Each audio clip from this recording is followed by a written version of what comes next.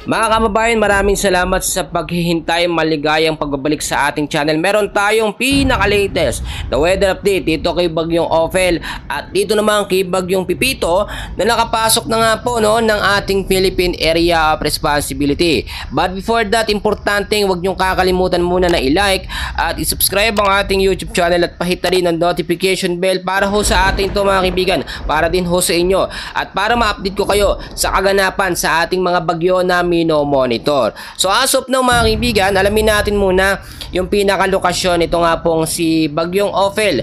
Naging isang ganap na lamang siya na typhoon category pero kahapon ang tindi po ng kanyang naging pinsala sa malaking bahagi po ng North Luzon mga kaibigan, especially sa Cagayan. Naitala kasi yung pinakamalakas niya na signal number 5 at naging isang ganap na super typhoon category sa loob ng ilang oras po mga kaibigan ko.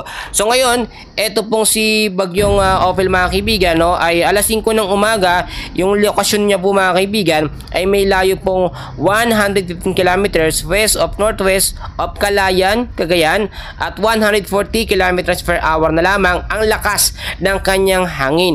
Pa northwest ang kilos sa bilis naman na 20 kilometers per hour. Paglipas ng ilang mga oras, ngayong hapon naman ng alas 5 mga kaibigan, tatahakin naman ni Bagyong Ophel ang lokasyon na may layong 195 kilometers west of Itbayat, Batanes at mas humina sa 120 kilometers per hour. Typhoon category pa rin mga kaibigan. Inaasahan maglipas din ng ilang mga oras pagdating naman ng November 16 mga kaibigan, araw po ng Sabado, ito hihina sa severe tropical storm. So alamin muna natin mga kaibigan kung kailan nga ba lalabas ng ating Philippine Area of Responsibility etong si Bagyong Ophel bago natin i-monitor at alamin ang kondisyon nito nga pong si Bagyong Pipito. Narito yung latest track mga kaibigan nitong si Bagyong Ophel. Inaasahang lalabas pa siya ng ating Philippine Area of Responsibility pagdating pa po ng November 19 mga kaibigan. Yan po ay araw po ng Martes. At pagdating naman ng November 18, ito yung magiging isang ganap na lamang na low pressure area or mahinang hangin mga kaibigan or mahinang sirkulasyon ng hangin. Nakita nyo naman yung track niya mga kaibigan, yung pinakasentro niya habang papalayo ng ating bansa or papalayo ng ating Philippine landmass at palabas naman ng ating Philippine Area of Responsibility, unti-unti po itong humihina.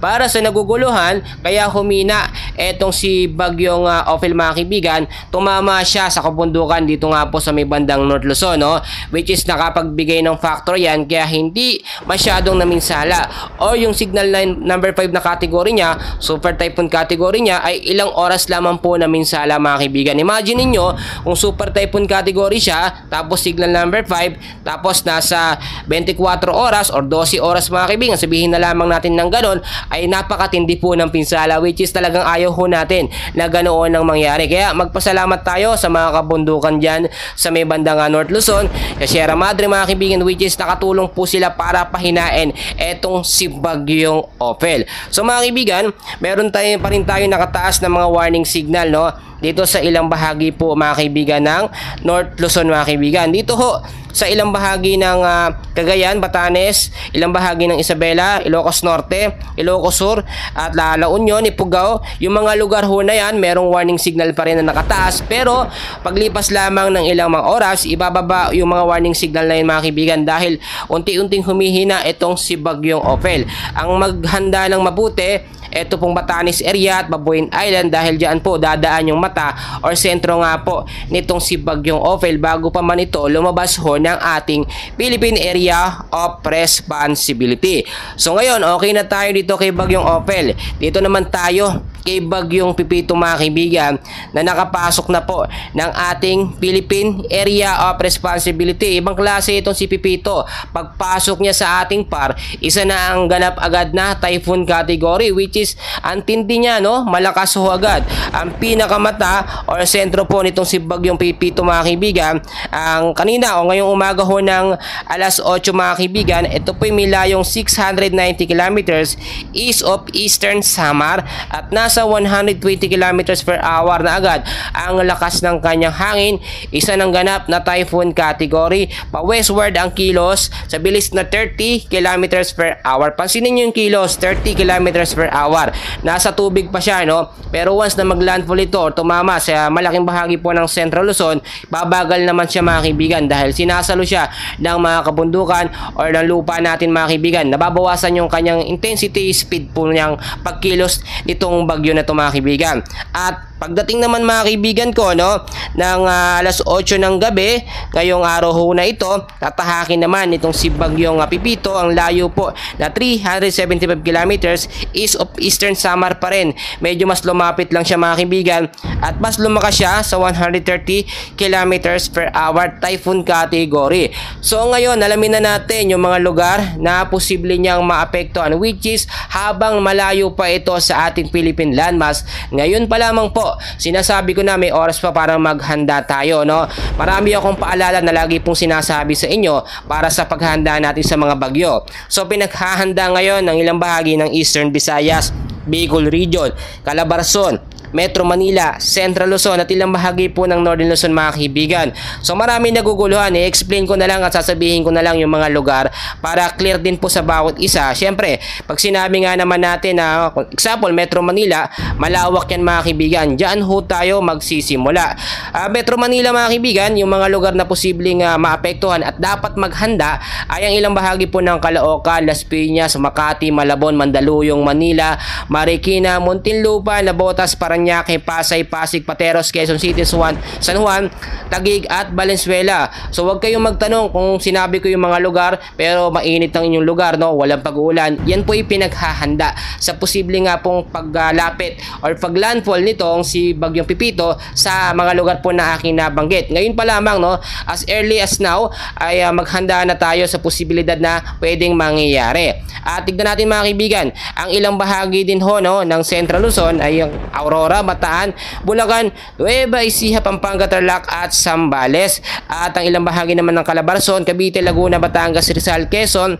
Dito naman po sa Bicol Region, ito nga sinabi ko nga, no, Albay, Camarines Norte, Camarines Sur, Catanduanes, Masbate, Sorsogon. At ang ilang bahagi naman ng Eastern Visayas, maapektuhan din ito mga kaibigan. Do hindi yung pinakasentro pero yung trap extension ng hangin niya ay makakaapekto sa Biliran, Eastern Samar, Leyte, Northern Samar at Southern Leyte mga kaibigan. Ang ilang bahagi ng Northern Luzon mga kaibigan, no, tulad ng ating sinasabi, yan yung naapektuhan na nga nitong si Bagyong Ophel ay posible ding maapektuhan nitong si Bagyong Pipito. Ngayon, ang tanong ng ating mga kababayan at very important ito, kailan tatama sa Philippine landmass natin, kaibigan, or etong si Bagyong Pipito mga kaibigan? Ito ipapakita ko sa inyo. Inaasahan po na tatama ito sa ating Philippine landmass, no, or magla-landfall, no, pagdating pa po mga kaibigan ng November 16 sa ganap po na gabi o alas 8 po na gabi mga kaibigan. Araw po yan ng Sabado. At nakita nyo naman, pagdating ng November 17, mas gigit na ito sa may bandang Central Luzon, malaking bahagi ng Metro Manila, Calabarzon, yung mga lugar ho na yan ay maaapektuhan. At mas lalakas ito mga kaibigan. Pero ang pinaka high peak niya or pinaka malakas na hangin ay hanggang signal number 4 pa lamang po. As of now, wala itong nakikitang update about kung magiging isang ganap ba na super typhoon mga kaibigan. Nasa typhoon category pa lamang siya, no? Pero hindi natin inaalis yung mga posibilidad na posibleng magbago yan, posibleng lumakas, posibleng humina, no? Time to time, day by day, nagbabago ang pagkilos ng bagyo. Yung lakas niya, intensity, nagbabago yan. So mas maganda lagi tayo nakaantabay at nakamonitor sa lagay po ng ating panahon. Yung mga sinasabi kong paalala mga kaibigan tulad nito na marami tayong bagyo na nararanasan sa ating bansang Pilipinas, no? Lalo na ang Northern Luzon mga kaibigan na bugbog na talaga sa mga sunod-sunod na bagyo. Mas maganda na nakahanda tayo mga kaibigan. Alam nyo mga kaibigan, marami tayong mga viewers ngayon na may edad na sobrang kinakabahan at nanginginig kapag mayroong pong bagyo na paparating, which is alam naman natin, no, diyan sa mga tinatamaang lugar hindi po ganoon katitibay yung kanilang mga bahay. Ang gamit lamang nila ay mga light materials na kapag merong malalakas na hangin ay talagang inaangat at tinatangay ang mga bubong. So yung mga nakikita nating update, nakakadagdag po yan ng pressure, no, or matinding takot sa ating mga elders, sa ating mga kababayan. So hinay-hinay lamang po tayo sa pagbibigay ng update, no, kasi kapag may nakita tayong ganito, sinasabi agad natin, ako may super typhoon, may napakalakas na bagyo hahagupitin ng Luzon, which is very bad yung ganyan mga kaibigan. May other way naman para ma-explain sa kanila na medyo mag-ingat, maghanda dahil may bagyong paparating. So wag na nating isipin kung gaano kalakas, basta maging handa, no. Yun naman ang magagawa natin, yung makatulong tayo sa ating kapwa. Alam nyo, dati mga kaibigan, nung hindi pa uso ang mga gadget, yung mga ibon, yan po ang nagbibigay ng babala, no. 1 week before, kapag may parating na super typhoon na malalakas na bagyo, nagkakagulo na sila, which is yung mga tao alam na agad ang gagawin kapag kagano naghahanda. At dahil nga po nung time na yon, maraming kabundukan, no, okay, yung mga puno hindi napuputol, hindi nila pinuputol, yung malalakas na bagyo pag tumama sa Philippine landmass natin or sa Kalubaan, humihina po agad. Nagtataka sila noon dahil nga po yung bagyo na malalakas, pag nasa karagatan, pag tama po sa Philippine landmass or sa kabundukan, biglang hina naman dahil sinasalag nga po ng mga kabundukan. So mga kaibigan ko, mga kababayan, marami tayong dapat malaman dito kay Bagyong Pipito. Number 1 po, no, huli sa lahat, dapat tayong manalangin at magtiwala sa Diyos na anumang problema, anumang mga sakunan dumating sa atin, makakayanan po natin itong lahat. So yun lamang po ang update natin for today, and please wag na wag niyong kakalimutan na i-like at i-subscribe ang ating channel for more weather updates. Maraming salamat, magandang araw po ng Biyernes sa inyong lahat.